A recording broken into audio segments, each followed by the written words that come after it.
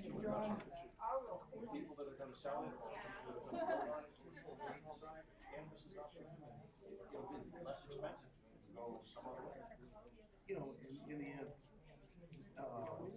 it sure would be wonderful if the zone changes were, conditional to I think an application, so a building. Oh, permit. that's a big ask, that's a really big ask. Yeah. But that's my point, though, is that in one sense, you could make the case. Yeah, that's actually, If it talks about it. we had the luxury of, Yeah, it's great. that would be a condition for a zone change. That the condition to the zone change is that you will apply for a building permit within 30 days. Yeah. But that's not.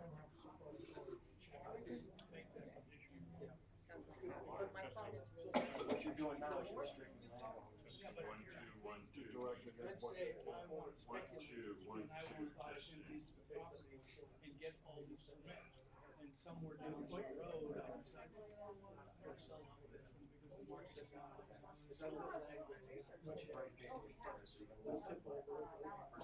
Yeah, you want to go, it's a lot of money. It's a lot of money. You're paying, the permit process costs. No, my point, even though you're gonna leave.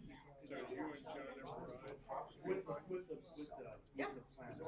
We went to track. All this decisions? Well, He doesn't have a Harley, but that's next. That's the next purchase because for every son on their graduation, we get them their last bike. Their last bike ever. We're not buying anymore. So we just, my youngest just graduated, and so he got It is very nice though. now he gets When you go to top of bike. So probably within the next 2 years we'll get one. Yeah, he can then ride. I would say that. And it is in the hands of landowner. Yeah, I was wondering what he's doing. He's trying to invest himself. He's doing in front of him. Yeah. Yeah. You wanna buy it? Special. You wanna buy it, but you know, He's they really already good paid too. them some change, and that'll cost me. I think he had an accident But now. I've got several years property back when he was cutting baseball I had and he cut his arm up. You know that, Cut that's all a the way big down, question. he cut all his nerves, everything, so it hasn't worked out for him. That stick, he drops Um, it, and kind of just. They should be able to tell you. Great. And then you can't do it. I mean, we should know. But he's still We super should good. know. Because I don't get involved in fees unless, Yeah, you should tell him. oh, yeah. Do you guys do now? You have like a band? I really got to accept that. You need one with I've been sequencing. Directly what the service people provide. Oh, yeah. So if it costs me $5.85.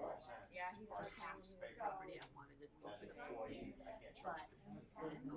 right. You know, we get that. Just my point is, it becomes a moment where we kind of become divorced from the impact of that situation.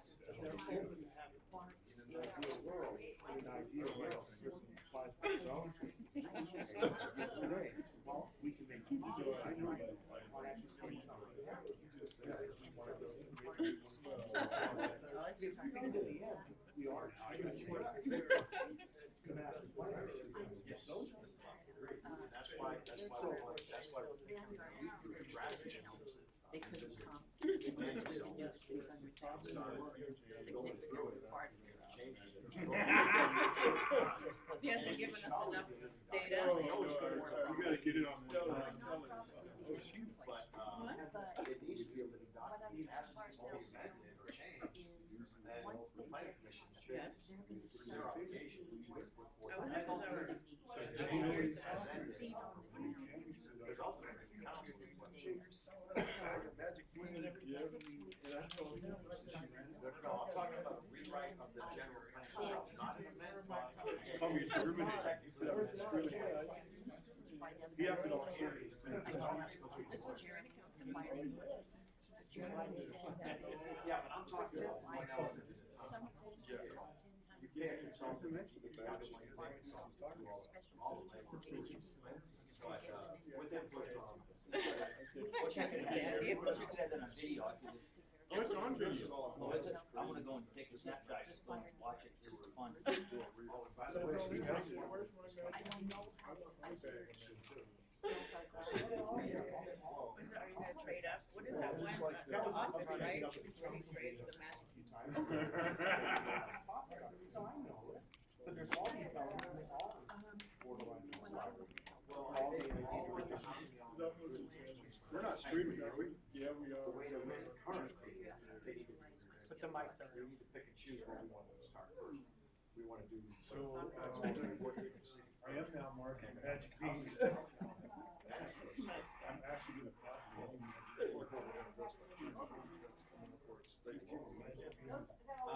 It's already, it's kind of already happened.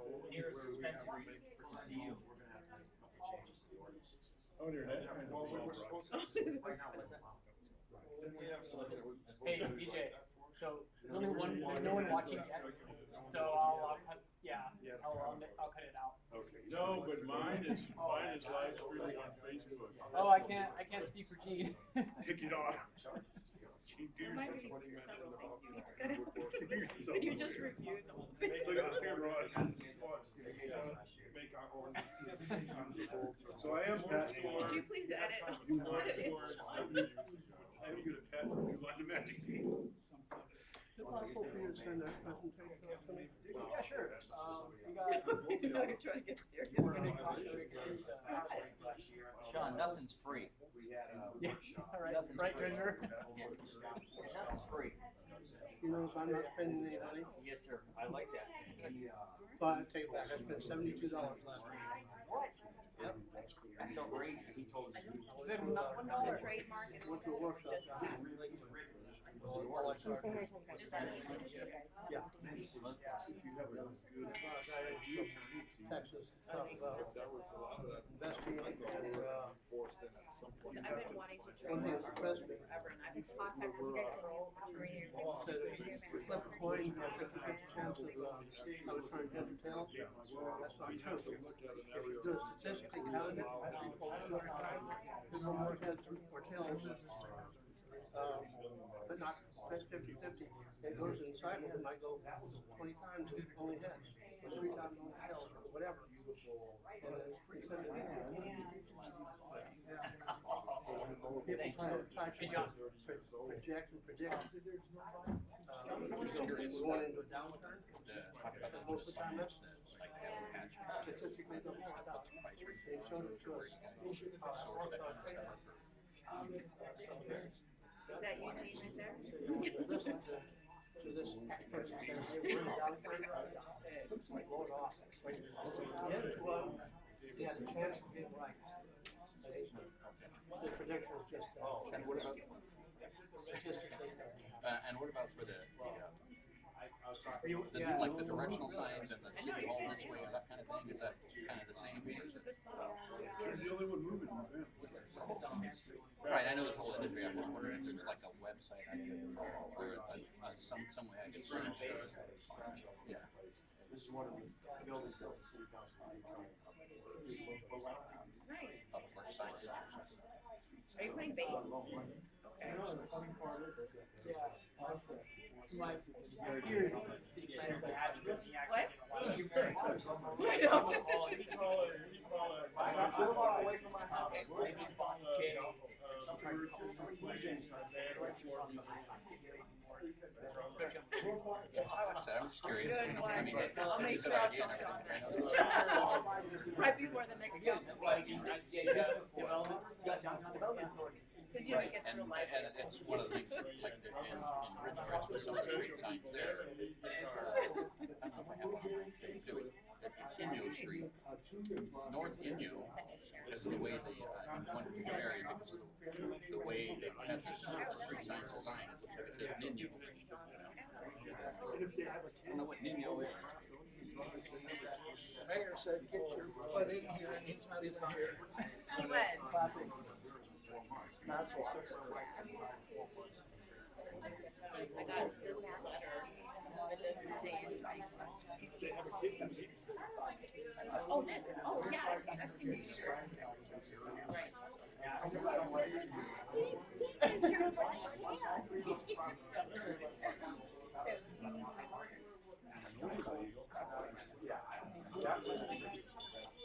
Okay, cool.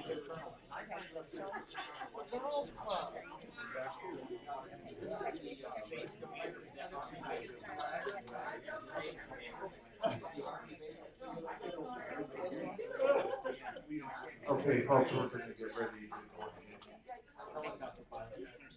ahead. If you wanna Army helicopter. just come out with some waters and offer up. Your questions, right. The Army, when Air Force, when it got fired, the Army back in And we can cut out the middle part. But yeah, just maybe with the waters, 'cause some of them might be out. Just extra water. Yeah. You hear that, John? So 1:30 with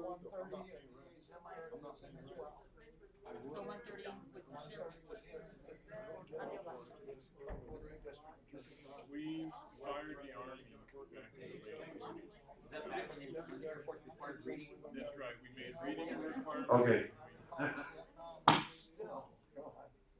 Let's get back on target. We're going to tiny homes.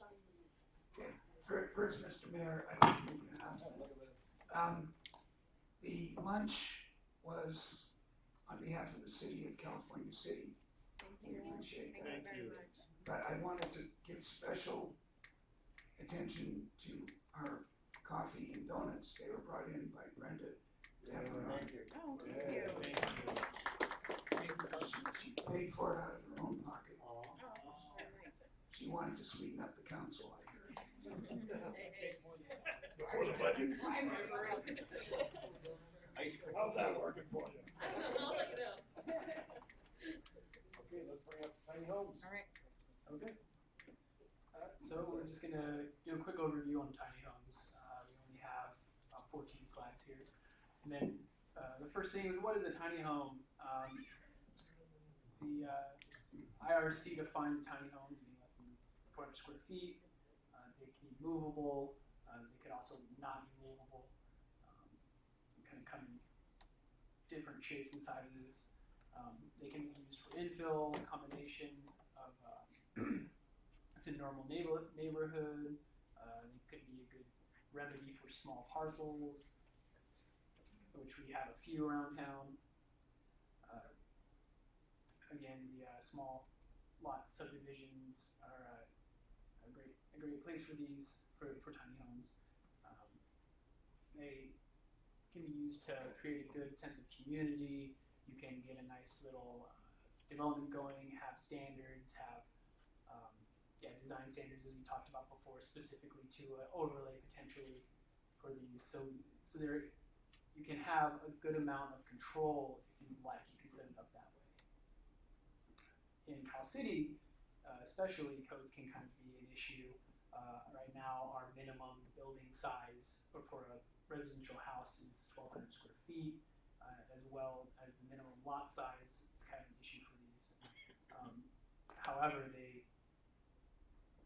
you can also use them for accessory dwelling units. So if you, some people call them granny flats. If you'd like to have one next to your house, you could include that in the ordinance, and that would just allow somebody to put the tiny home on their lot for just that purpose. And this is legal in the state of California, in their building codes, and as well as for the state code. Again, this kind of example of what you can use for an accessory dwelling unit.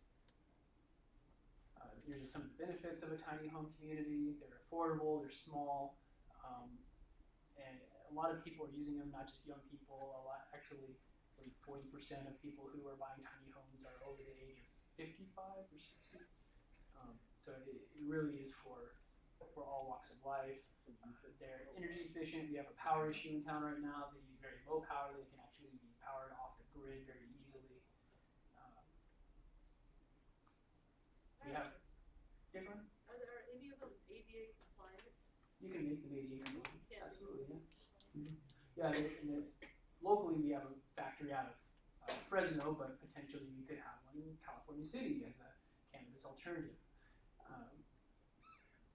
And then these are some of the cities who have embraced tiny homes around the state. There's actually a pretty big following. The city, Daniel Fitzpatrick, that's the person I stole these slides from. He is the president of the the California Tiny Homes Association. Accessibility. They help with the state's housing crisis. As you know, there's Governor Newsom has declared a housing emergency in the state. So these are affordable. Again, they're small, they're efficient. They conserve the land size. We have plenty of land, but also maybe not so much power and water. So they're very efficient. They can be grouped fairly tightly to increase density. And as you know, I've actually already been talking to a few cannabis developers who are concerned about where their workers are going to live. This could possibly be a great solution to that. And here are a few examples. And you can they're really customizable as well. There's a little community you can have built out, a little common area, close neighbors. They also might work well for retirement communities. And yeah, the question is really where and how do we want to implement these? Did I see your, Gene, did I see your car parked quickly? Smart. I thought I saw it. It was on the roof of one. Oh. Yeah, it's important to point out there are some pretty significant policy issues here for the council and the commission to address.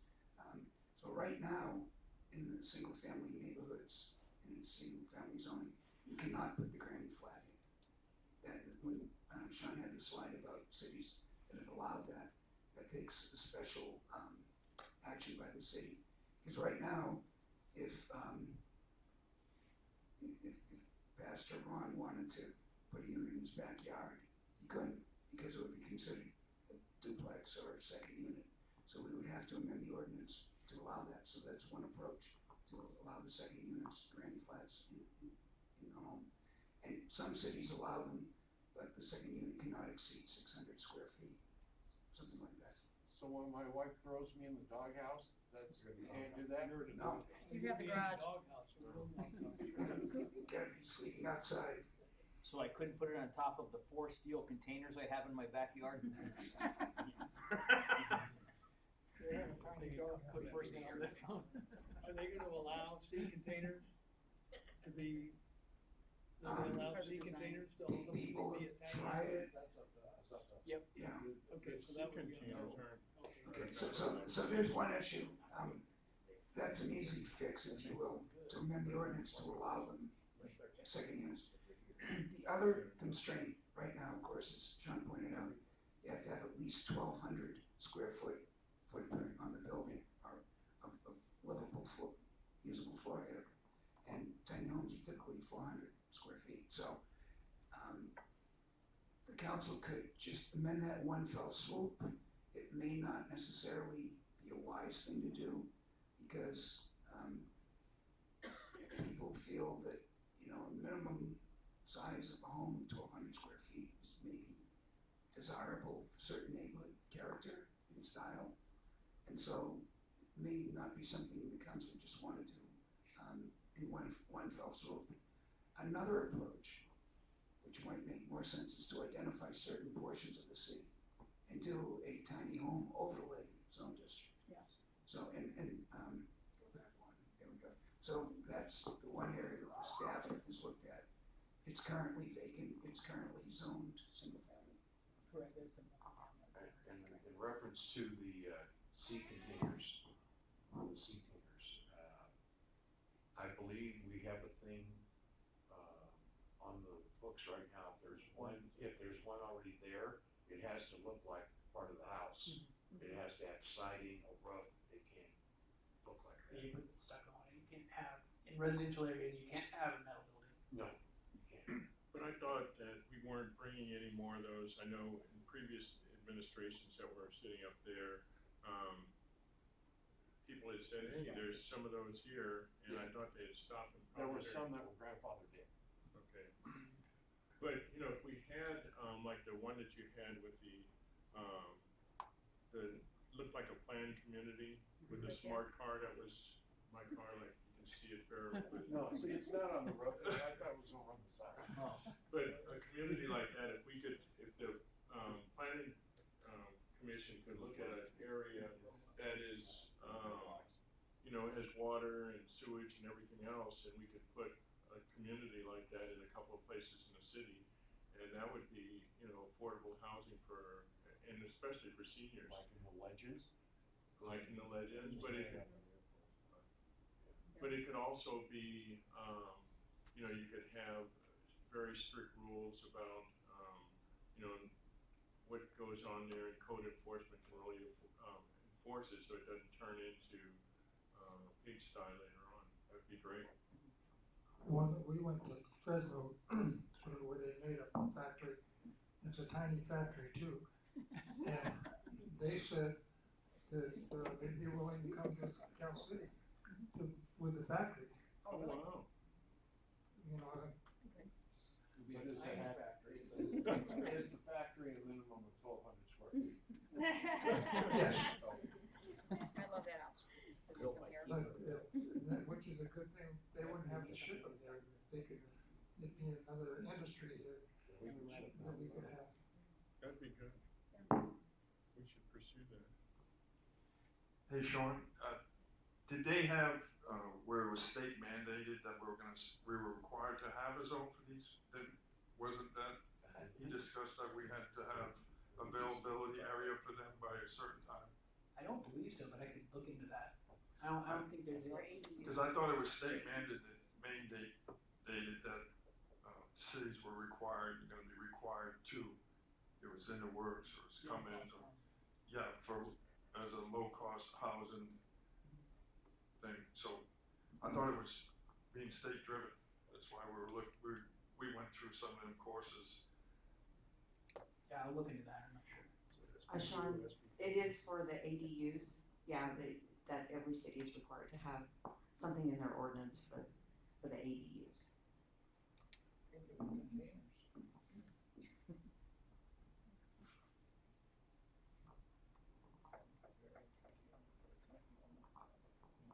I know in some conversations about this, the concern was that you put one like next to my house and intermittently and reduce property value, so I love the idea in a designated area. We also have, DJ passed out all of these, he put together a packet, so it does have some ideas on where other lots are feasible. So he did a lot of work, he's done a lot of research, and we have brought it to council, we've brought it to planning has discussed it. Yeah. Many times, and I think we were gonna review it as soon as all these other things were finished, and we were gonna bring it back up, so this would be an ideal time to bring it back up.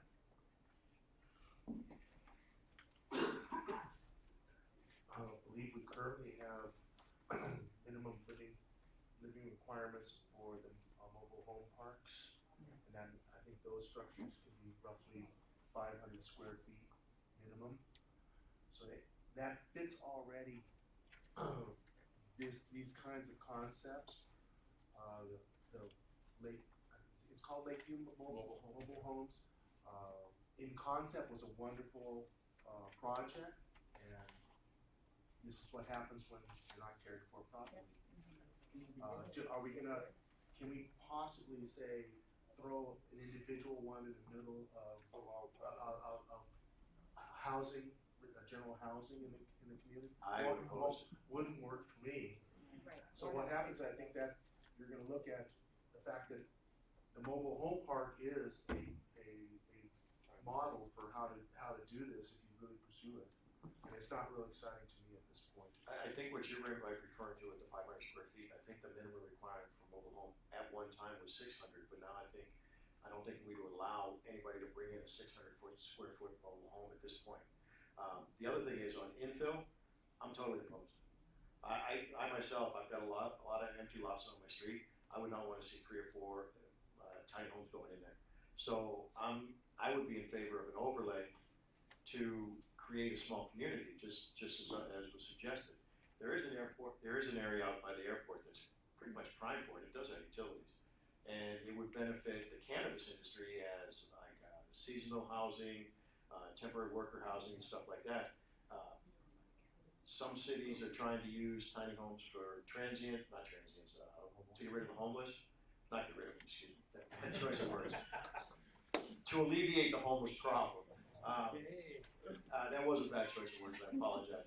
But, and they're not, believe it or not, they're not that cheap to build either. I mean, when we went to Fresno, I think the least expensive one that they were building was around 70K. Seriously? Yeah. They're on Amazon for 29. Well, but they gotta meet certain standards too. They have to meet certain standards, so I don't know, I mean, as a kid, you know, I don't know about what I'm The saying. idea of buying one on Amazon, I mean, really? But they have to meet certain standards, they have to meet, RV standards, if they're gonna be towed over the road, there's certain height standards, width standards, they're all limitations that have to be followed.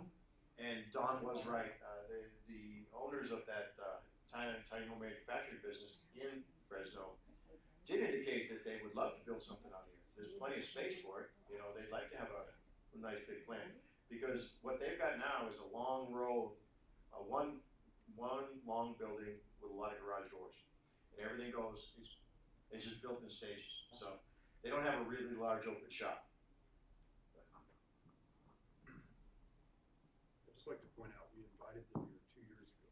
They were very interested 2 years ago.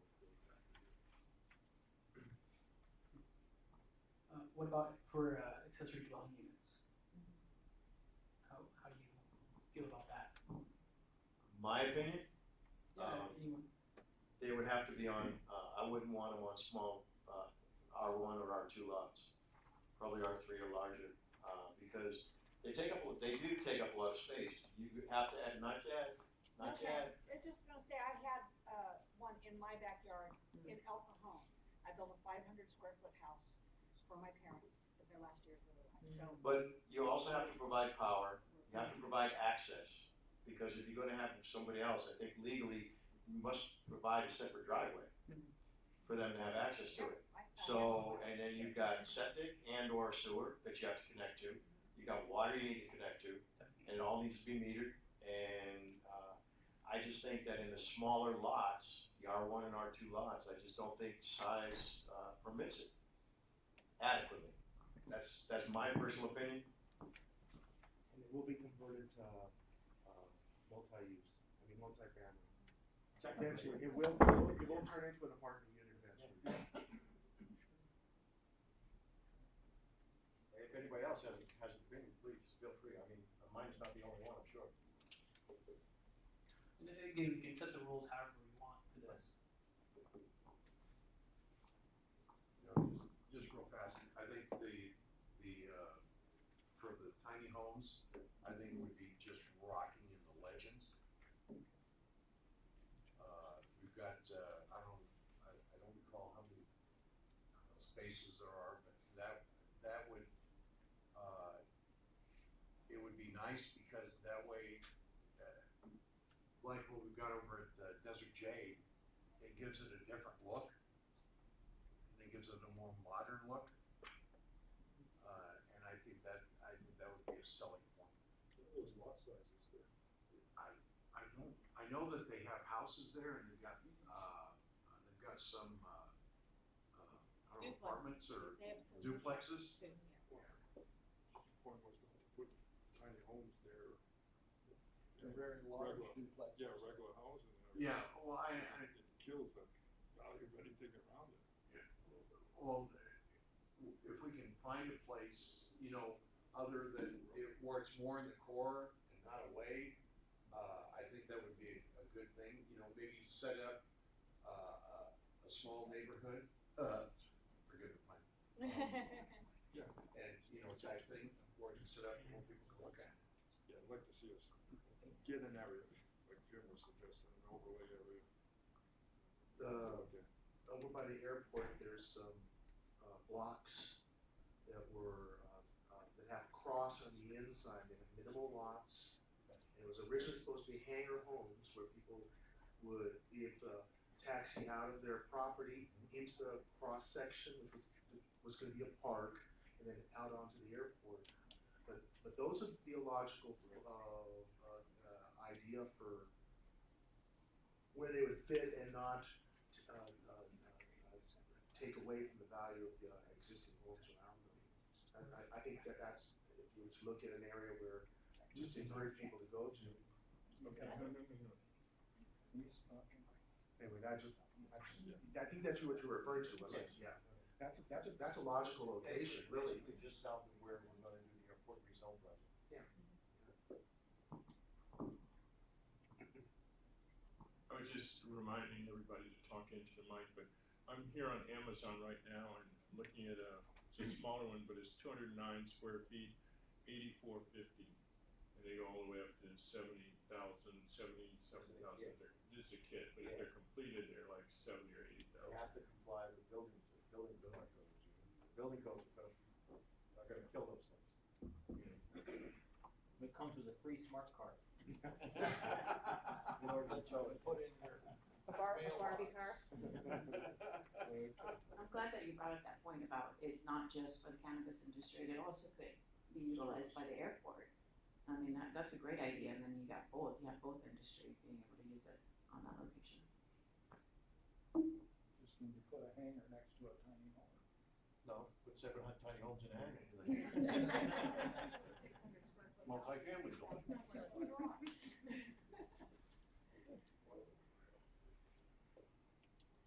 Alright, so, I mean, if we're nearing the end, before we go to the public, I just wanted to say, excuse me.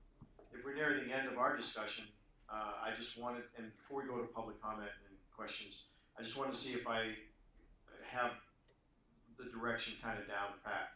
On item 1, we're going to continue to utilize the corridor along 20 Multeen Boulevard and the area that is bound loosely by Neuralia, CCB, Lindbergh, and well, it's probably about the Barron or Jameson. But in that area, that's where you want us to concentrate the rezones all the way up there. I think that's what, yeah, I thought so. Didn't we say that? If you want to utilize that whole area, that's fine. I mean, that's fine. My argument was it wasn't gonna be the whole area, but the idea is that you have that. But stay all the way up. stay north of CCB. Yes. Where yeah. are you talking about? West of the airport. West of Mitchell, Yeah, where you turn into the airport, yeah. north side, correct? Out to 100 acres. Down Yeah. to 100 acres. But we don't have the infrastructure for Wonder Acres. I thought we talked about that. It's just a matter of rezoning right now. I mean, it's just, if we want to concentrate an area where cannabis could possibly, or other industries could possibly go, if we want to make those industrial areas, it would be easier for us to have the areas already identified as M1, is all we're doing. We're not saying cannabis come. I mean, or we're not saying cannabis plant your ass here and start growing. Well, we also need to include the area that is west of Neuralia, but north of Mendocino.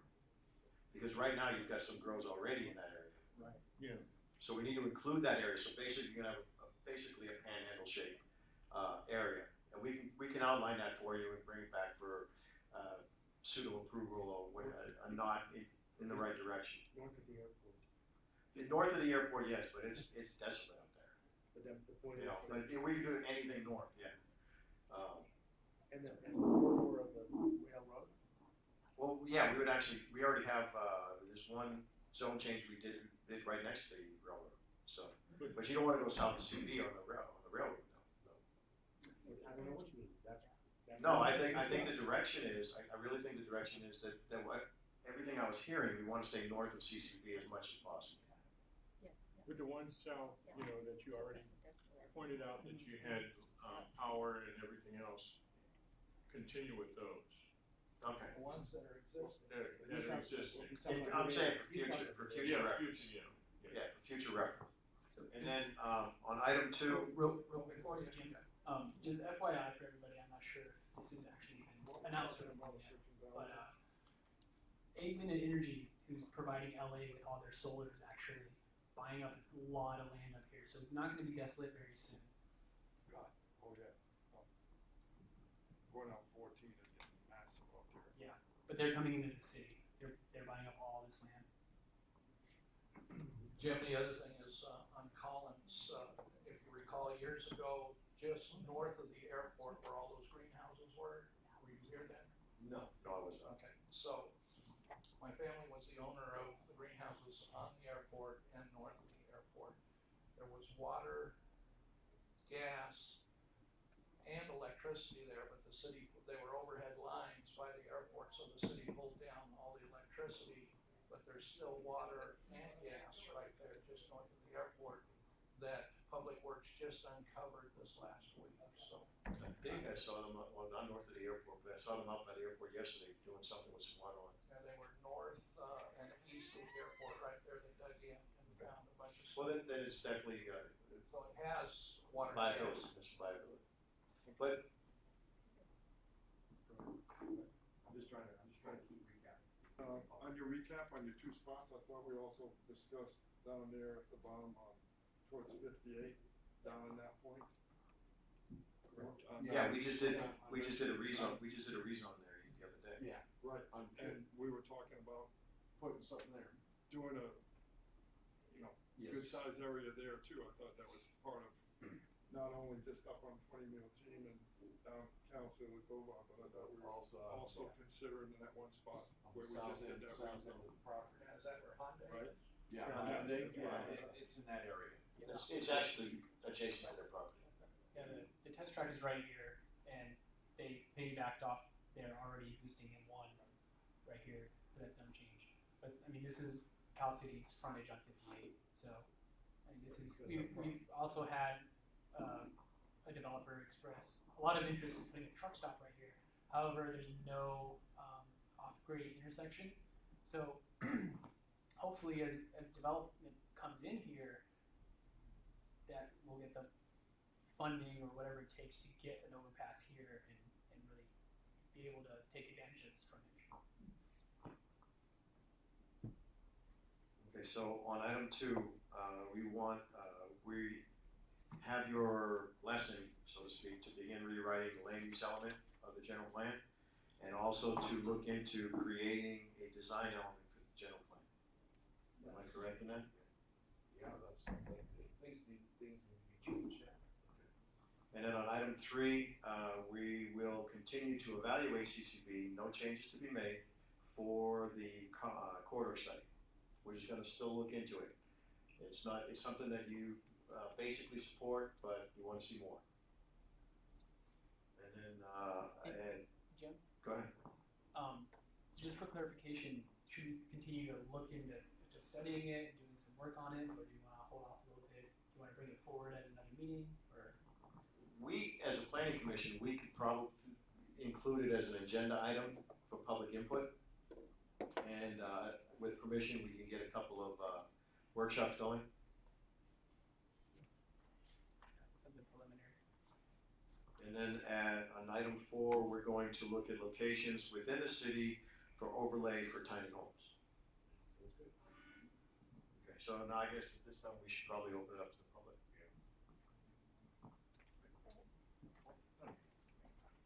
Yeah, well, open this back. There's a microphone. There's a microphone. Okay. I was paying attention. Hi.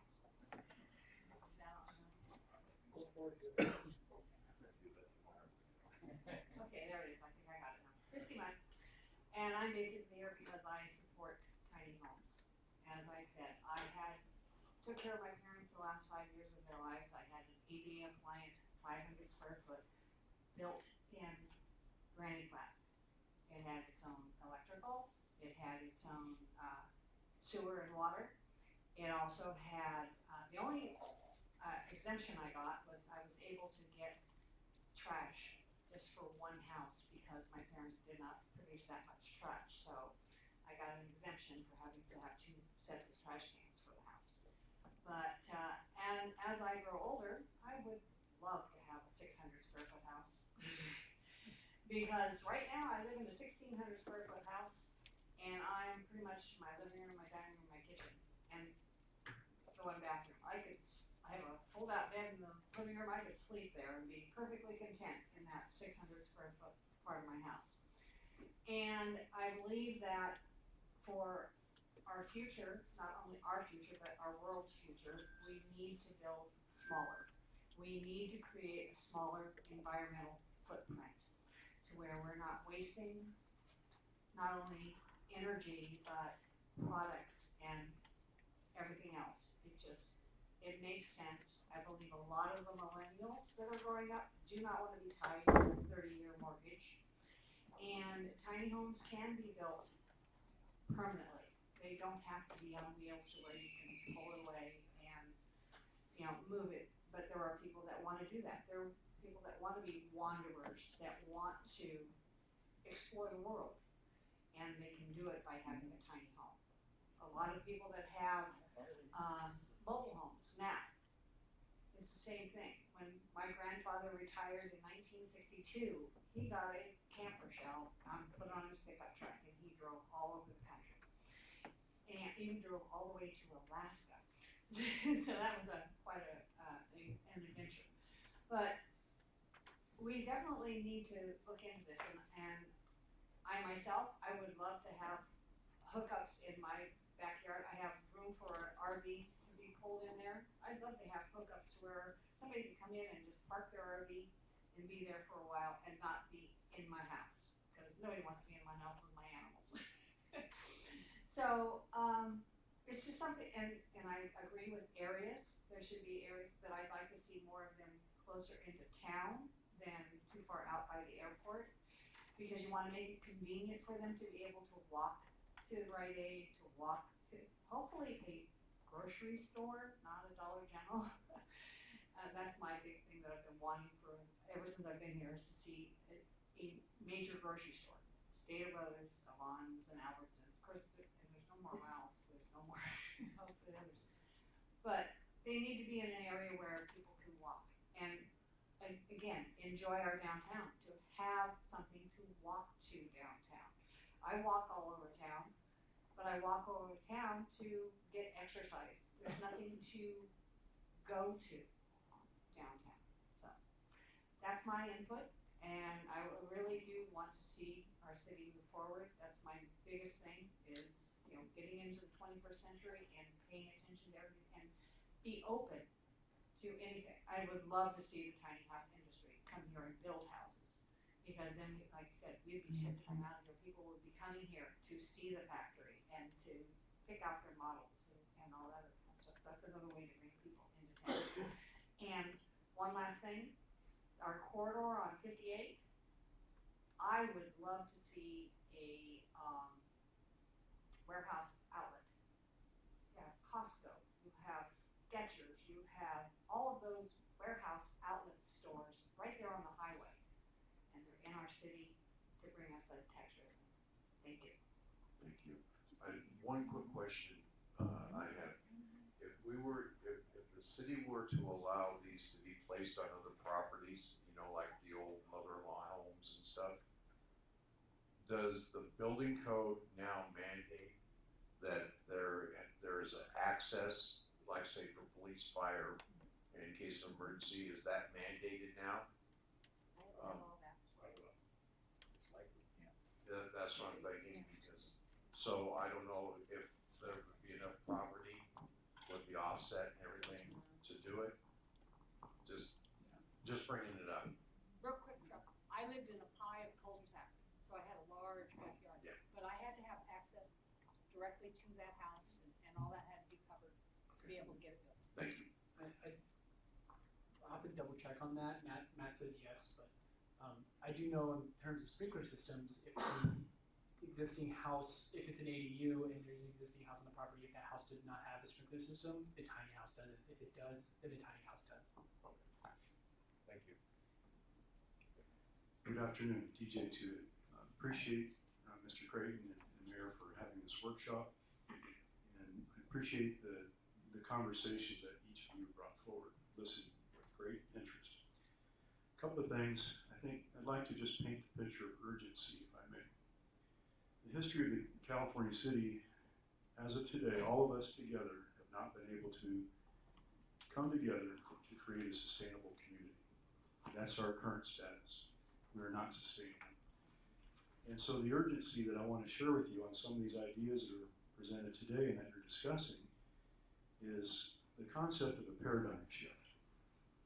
We've got to change. We've got to change what we look like. We've got to change how we perform so that we can be a successful city. Just to paint this picture a little more clearly, 202 square miles of a city, 80,000 acres of ORA, and we still can't sustain our city. I'd like to see speed and velocity to these action items. I appreciate the conclusion that Mr. Creighton did. I value the conclusion. I'd like to see action. With respect to infrastructure, you guys really pointed out the impediment is the infrastructure. What is the action item? We're talking, but we're not doing. If we are to do, then we are to look at the water standby fee, the millions of dollars that have been paid into the standby fee, and bring in action to use those funds to feed the industry. I'd like to see an action item on the water standby fee. I'd like to see an action item to implement microgrids. 2 years ago, we brought Ingersoll Rand to this city. 2 years ago. We had microgrids in the city manager's office and a power attorney that could put it all together. It was poo-pooed immediately. It wasn't even discussed. So these things really get kicked down the road, and it's not appropriate. On the GPA update policy recommendations that you have in front of you, if you could hold them up, we presented this in March. These discussions could already be on the table, and they could already be implemented in a fashion that would have existing applicants already potentially developing their sites, but it's pushed down the road. So today I'd like to bring your attention to the GPA update policy recommendation. There's a schedule in there that will help describe a very objective process of determining which properties are the most suitable for GPA update. I'd like you to draw your attention to that. My time is limited. I appreciate the discussion on land use and design element changes. I also want to reiterate that Lindbergh and Aurelia, what's been discussed about, there's a quarter section on the east side that if you square that off also will limit the encroachment, that 200-foot setback. And so there's been some zone change there, but it's not squared off. If that area did get squared off, it would eliminate that setback. That's one of the areas I think is the heart of the cannabis zone that could be looked at. I appreciate that you talked about Mendiver and Collins. It's already M1. Hyundai Kia Boulevard is mostly M1. Adding additional area closer to the freeway would be excellent. And I appreciate the conversation on 20 Mule Team. We know that that has three-phase power. To me, it's the most viable area with sewer, water, and I'd like our city manager to work with Rob DeShaw at Gas Company and the prison to get the status on the prison, because if we can get the prison to put in their project plan, then Rob has said they would start planning the $6 million line for gas. And you were in that meeting with me and Rob. And so really, I don't know why we're not having this conversation every week. If we're not having the conversation every week, we're not pushing on that gas line.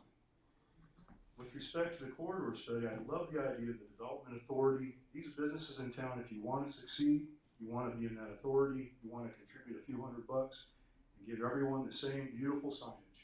And that's how you get people to enjoy our businesses in town. Appreciate that. Tiny homes, I want to make an amendment, if I may. I don't want to talk about tiny homes. I want to talk about tiny homes and smaller homes. Because if we go less than 400 feet, you're going to limit a lot of folks. I'd like to see us include the phraseology for smaller homes.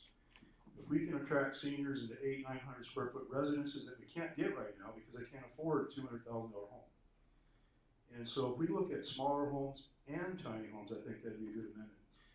If you can draw your attention to this recommendation here on tiny homes, we took as you know, I walked every property in the city. I own every tract map in the city.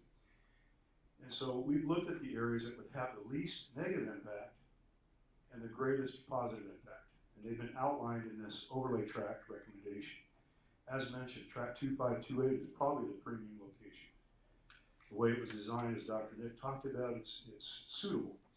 And it will not encroach on existing houses. It won't be your neighbor building a shack.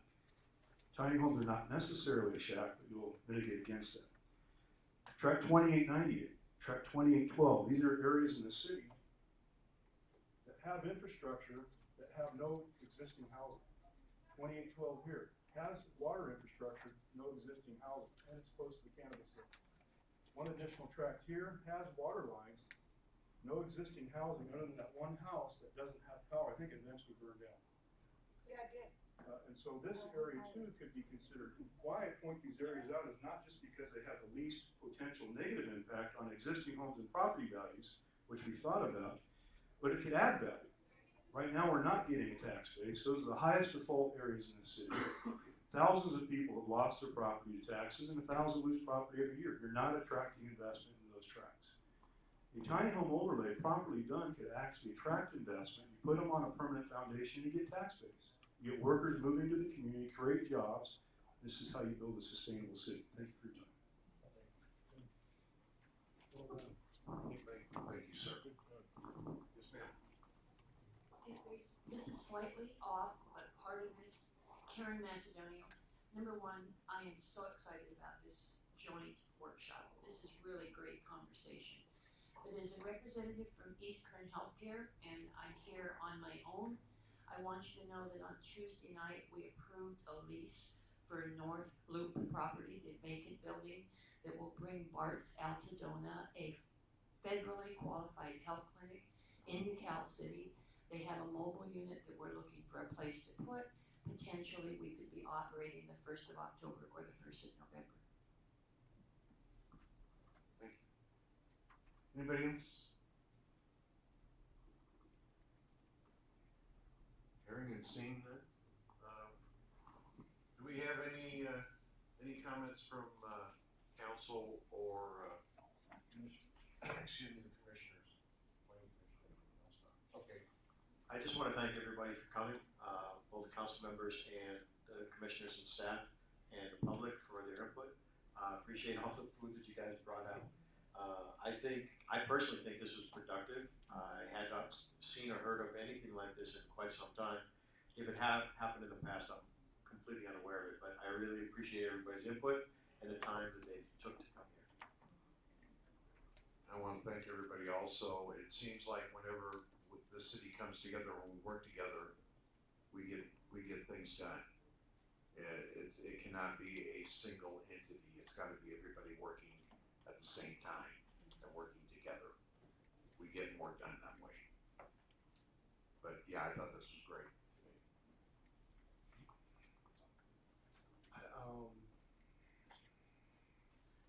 I guess just in closing, from my perspective, this is not directed to the planning commission or the council, but at staff, that one of the results of what I see as delays is a lack of a process to zone changes, general plan amendments. Part of that is driven by our lack of having a clear plan moving forward, but I think that it's important that the staff be in a position of making clear to prospective applicants what the process is, what is the time frame, what they can have for reasonable expectations of having answers, and where the change in requirements may come from. We need to be answer people rather than walls. And I'd like to call on the planning department to focus on making it clear to prospective applicants what's going to happen and what are the windows of opportunities they have to make their projects happen in California City. And that, I think, is something that is not happening now. And Real quick on your last comment, you will find on Tuesday night that that window should close. We should put that to rest with a schedule for what developers need to know to meet the GPAs. Anyone else? Just to in response to that, since Matt's taken over the department under community development planning, the division, I should say, it's planning division. We've gotten site plan turnarounds down to 2 to 3 weeks, zone changes as well. We are working on a schedule, especially for deadlines for submittals on everything, but I get calls every day on prospective developments. I go over it a lot with them. I tell them utilities, I tell them, give them suggestions on the area, if what's gonna fly, what's not. I direct them, this area is something, or where other developments are coming in, but if you talk to anybody who's submitted plans in the last few months, 3 months or so, I think they'll agree that it's vastly improved based on Matt's new system. One thing I want to say, And I'm not saying that this isn't being done, but we just need to ensure that this is being done. I asked for a trifold a long time ago, so if we could have a trifold, if somebody wants to come in and do a project or whatever, we give them a trifold with approximate times to do everything. And not just tell them how to do things, but if we need to be nurturing them and pushing them, and saying, okay, now you need to do this, you need to do this. We need to hold their hand more because, again, we should all be looking at, one of you asked about a 5-year plan. And if we have a 5-year plan, we know that in 5 years we will not have the special tax. So again, we are trying to develop a minimum of $15 million per year more income than we have now. So the only way that we can do this is develop everything here. Get that tiny home factory here, get the manufacturing of tiny homes here, get more people in the city. We're not gonna get, as Ms. Mont wants, a nice regular grocery store. We're stuck with Dollar General Market until we get more people here. You know, if you do a business plan, if you did a business plan and submitted it to me, and by business plan I'm talking about how I used to teach my MBA students a long time ago. If you have a business plan for getting an Albertsons here, it would be a no. We don't have the population. So we need to get more people here, we need to get more revenue, and those are the things that we need to, again, not just give the people something, but say, okay, where are you? Give a follow-up call. I don't see you in here now. Where's the progress of your plan? Do you need us to help you? What do you need? We need to do everything we can to get them to go through it. The planning commission comes up with a tiny home community, and again, I'm with all of you. I don't want it next to my house, but I'd like it, you know, in a particular area. Okay, where are we at? People manufacturing them. Why haven't you guys done this? Talk to the banks, get a bank, okay? Why are you approving the loans for these people? We have the infrastructure there, like build a stadium and they will come. So if we build a park, hopefully the houses come and we can get the people and just get the city going on an upward growth so that we can get everything that Tehachapi and Ridgecrest has. I want to thank Commissioner Macedonio for making a statement that Cal City is bigger than cannabis, and we have to attract more trains to our community. I appreciate this opportunity. I appreciate the Planning Commission being sensitive towards our citizens, that the odor is irritating to them, and thank you for your concern. Thank you. Thank you very much. Real quick, just to respond to Gene. So, I mean, now, thank you so much for Anna for getting us Marie. She's the one who got all the food today. But now that we have this help in the department, I've had this plan for a while to get together a complete cannabis packet. So when someone is interested in cannabis, we can just give it to them. How about just a commercial package that, and not directed strictly for cannabis, but for all businesses? Yeah, absolutely. Well, and we can even do too. Cannabis has a little more, regulation at the state. So I want to give out all that, make sure that they're ahead on their environmentals getting cleared, so they don't still, walk into something that they can't finish. And then get shut down. Right. But to build on that, the corridor study, I mean, that's going to be the commercial spine to the city. The front highway frontage right here, I mean, it's so, 14 here is so important. Down 58, so important. Even 392 up here, potentially annexing out here to grab some of that U.S. highway revenue coming down to San Bernardino. 395, I'm sorry, 392 is a different highway. 395. So these are all options that we can look at to get away from just a monoculture economy that is only cannabis. I know. We just had this new coffee shop open up right here on South Loop. Let's continue that as kind of a commercial center right here. Oh, that's okay. I didn't need my eyes for that. Oh, I'm sorry. Did I hit you? Yeah, so it's not This is not red. Yeah. Sorry about that. Got too They excited. say that perception is reality, and I guess there's a perception that we're dragging our feet. And so rather than trying to resolve it here, I'd invite anyone from the council to come in and talk one-on-one with Sean and me, because I don't know who hasn't had their projects processed in a very timely manner. Yeah, well, you submitted one, DJ, and the day I received it, I went to the newspaper and advertised for it, so. Yeah, Highway 58 was very expedited. So, again, I'd be happy to one-on-one discuss this. All right, anybody else? If not, ladies and gentlemen, thank you so much for the commission, for the council, for staff, for the public. When we work together, we can accomplish a lot and move this city forward. With that, looking for a motion. I make that motion. We've got lots of them. We're at 1098 out the gate. Thank you, folks, for watching and being here.